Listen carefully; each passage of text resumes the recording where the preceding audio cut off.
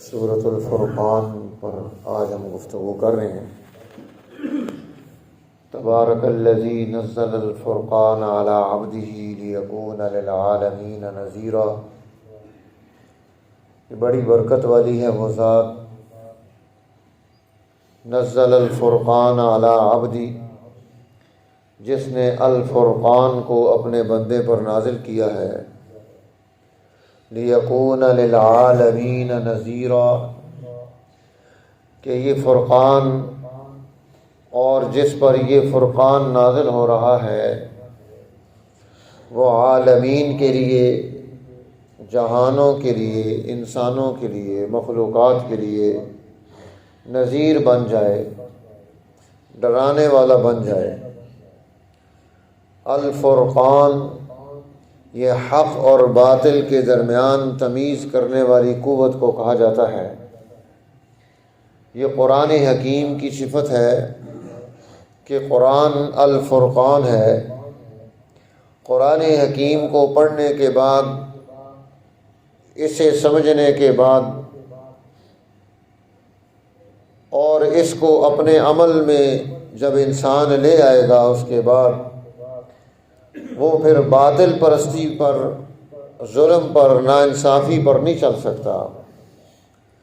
جناب رسول اللہ صلی اللہ علیہ وسلم کی شدت کے ساتھ مخالفت کی جو وجہ ہے وہ یہی الفرقان ہے کہ مکہ کی سوسائٹی، اس کے رؤساء یہ بات سمجھتے ہیں کہ اگر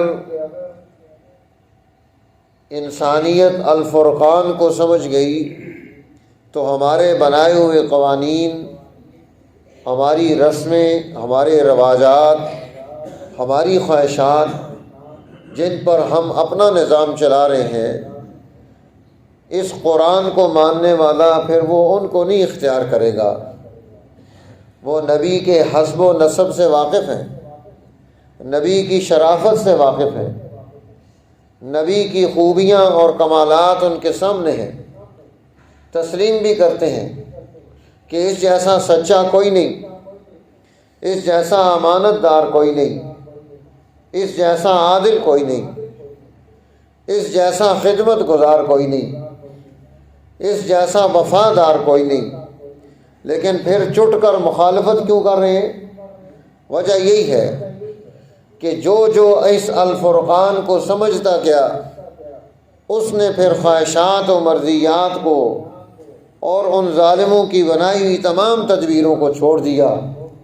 اب انہوں نے ایک نظم و انتظام بنایا تھا کہ لوگوں کو معبود بنا کر دیے ہوئے تھے، نا خدا دیے ہوئے تھے کہ ان کے سامنے جھکو، اور ان کا حال یہ ہے لا یملکون ضرا ولا نفعا، نہ اپنے اور کسی کے نقصان کے مالک ہیں، نہ نفع کے، ولا یملکون موتا ولا حیاتا ولا نشورا، نہ ان کے پاس موت کا اختیار ہے، نہ زندہ رہنے کا، نہ قیامت کے دن اٹھائے جانے کا کوئی اختیار ان کے پاس موجود نہیں ہے۔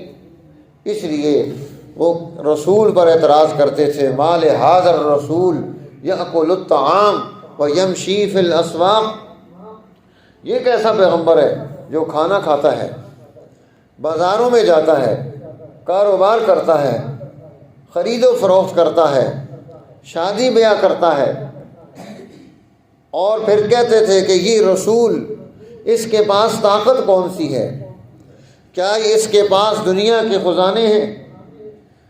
اس کے پاس باغات ہیں؟ کوئی فرشتہ ہے جو اس کے ساتھ آئے اور ہمیں بتائے کہ یہاں یہ رسول ہے، نبی ہے، ہادی ہے، ہم اس کو مان لیں؟ نہ فرشتہ ہو، نہ کوئی اس کے پاس ظاہری دولت ہو، نہ کوئی سرمایہ ہو، نہ باغات ہوں، تو پھر ہم اس کو رسول کیسے مان لیں؟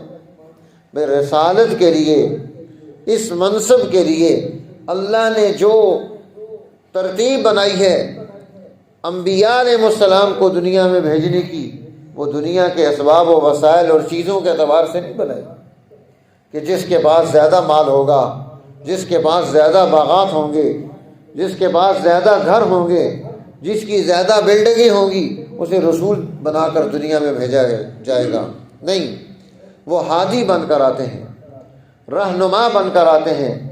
انہوں نے تخلیق کرنی ہے انسانیت کی، ان کے اندر خوبیاں پیدا کرنی ہیں، کمالات پیدا کرنے ہیں۔ تو جو چیز پیدا کرنی ہے، جو علم دینا ہے، تو اس کی ضرورت پیش آئے گی۔ اس لیے قرآن حکیم یہاں ان حالات و واقعات کو پیش کر کے رہنمائی دیتا ہے کہ دیکھو کہ وہ دن آ رہا ہے کہ رسول تمہارے مقابلے میں کھڑا ہوگا اللہ کی بارگاہ میں اور اعلان کرے گا۔ کیا اعلان کرے گا؟ کہ مولا انہوں نے یہ جو کتاب مبین الفرقان انہیں ہم نے دیا تھا، انہوں نے سے پیٹھ کے پیچھے ڈال دیا تھا، اس پر کوئی عمل کر کے نہیں آئے۔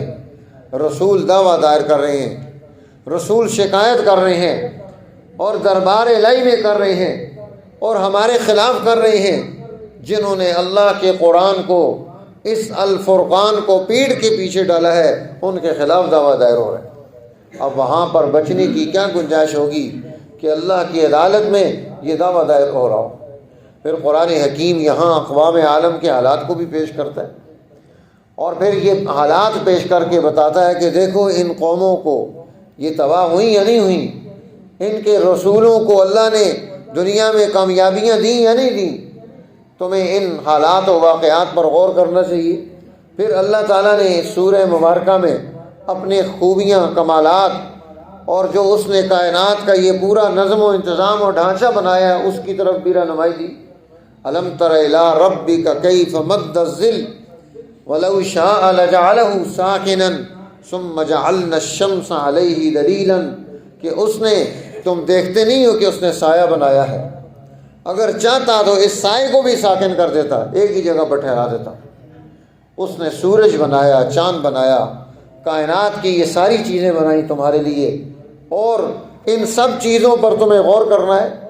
پھر اس کے ساتھ ساتھ اس نے تمہارے رشتے اور ناطے بھی بنائے، نسب کے رشتے بھی بنائے، سحر کے رشتے بھی بنائے کہ تم شادیاں کرتے ہو، سسرالی رشتے قائم ہوتے ہیں، اور اسی سے دنیا میں رشتوں اور نعتوں کا تعلق پیدا ہوتا ہے۔ وَتَوَكَّلْ عَلَى الْحَيِّ الَّذِي لَا يَمُوتُ، فرمایا میرے محبوب آپ بھروسہ اس رب پر کریں، وَتَوَكَّلْ عَلَى الْحَيِّ الَّذِي لَا يَمُوتُ، جو ہمیشہ زندہ ہے، جس پر موت نہیں، جس پر فنا نہیں، اور اسے رحمان کہا جاتا ہے۔ آپ رحمان کے سامنے جھک جائیں۔ وہ کہتے تھے رحمان کون ہے؟ وَمَا الرحمن، ہم تو رحمان کو نہیں جانتے۔ دنیا میں عرب لوگ رحمان کا تعارف جاننے کے باوجود اللہ کے نبی جب ان کے سامنے رحمان کی خوبیاں بیان کرتے ہیں کہتے ہیں ہمیں تو نہیں پتہ ہے کہ رحمان کون ہے۔ تو حضور علیہ السلام کو یہاں حکم ہوا کہ آپ رحمان کے سامنے جھک جائیں۔ اسی لیے جب یہ آیتیں پڑھی جاتی ہیں یہاں پر سجدہ کیا جاتا ہے، سجدہ تلاوت ہے۔ پھر اللہ تعالیٰ نے رحمان کا تعارف کرانے کے بعد اس آخری رکوع میں عباد الرحمن کا تعارف کرایا ہے۔ وَعِبَادُ الرَّحْمَنِ الَّذِينَ يَمْشُونَ عَلَى الْأَرْضِ هَوْنًا، عباد الرحمن کون سے لوگ ہوتے ہیں جو رحمان کے بندے بن کر دنیا میں زندگی گزاریں۔ الَّذِينَ يَمْشُونَ عَلَى الْأَرْضِ هَوْنًا، جب وہ زمین پر چلیں گے تو اکڑ کر نہیں چلیں گے، ان کے دل میں مال کی محبت نہیں ہوتی، جائیداد اور عہدوں کی محبت نہیں ہوتی، وہ رحمان کے بندے ہوتے ہیں۔ الذین یمشون علی الارض ہونا، ان کی گردن میں توق نہیں ڈلا ہوتا کہ وہ اکڑی ہوئی ہو، اللہ کی مخلوق کو ذلیل سمجھ رہے ہوں، یہ عباد الرحمن ہیں۔ الذین یمشون علی الارض ہونا وَإِذَا خَاطَبَهُمُ الْجَاهِلُونَ قَالُوا سَلَامًا، جب کوئی جاہل ان سے مخاطب ہوتا ہے تو سلام کر کے وہاں سے گزر جاتے ہیں۔ اور عباد الرحمن کی خوبیاں بیان کی، وہ مال کا بے جا خرچ کرنے والے نہیں، زنا کرنے والے نہیں، قتل کرنے والے نہیں، اللہ کی مخلوق کے ساتھ ہمدردی کرنے والے، ان کے اندر یہ خوبیاں ہیں۔ قرآن کو پڑھنے والے، اس کا ذکر کرنے والے، اللہ کا تعارف حاصل کرنے والے، یہاں ان خوبیوں کا تذکرہ کیا ہے۔ اور ان خوبیوں میں سے ایک خوبی یہ بھی بیان کی عباد الرحمن کی، والذین اذا ذکروا بآیات ربہم لم یخروا علیہا صما وعمیانا، جب ان کے سامنے رب کی آیات پیش کی جاتی ہیں اس پر اندھے اور بہرے ہو کر نہیں گرتے۔ یہ عباد الرحمن ہے، ان کے اندر شعور ہے، عقل ہے، سمجھ ہے، فہم ہے، وہ اس کے ساتھ کام کرتے ہیں اور اس طرح جذباتی ہو کر کام نہیں کرتے۔ یہ عباد الرحمن، آج سارے مسلمان ان کی زندگی کی بنیاد جذباتیت بن گئی، شعور نکل گیا، عقل ختم ہو گئی۔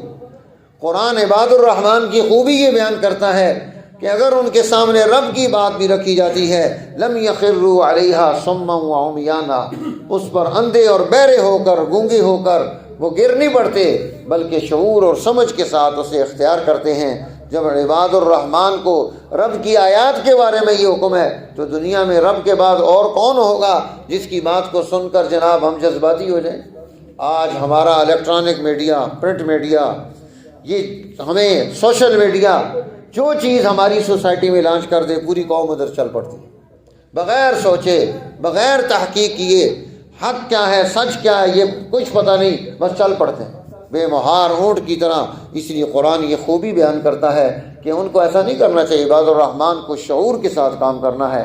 اور پھر اس کے اختتام پر ان کا جو مقام اور مرتبہ ہے اس کو بھی پیش کیا ہے، یجزون الغرفۃ بما صبروا، اللہ نے قیامت کے دن وہاں اعلیٰ مقامات اور مرتبے دے گا۔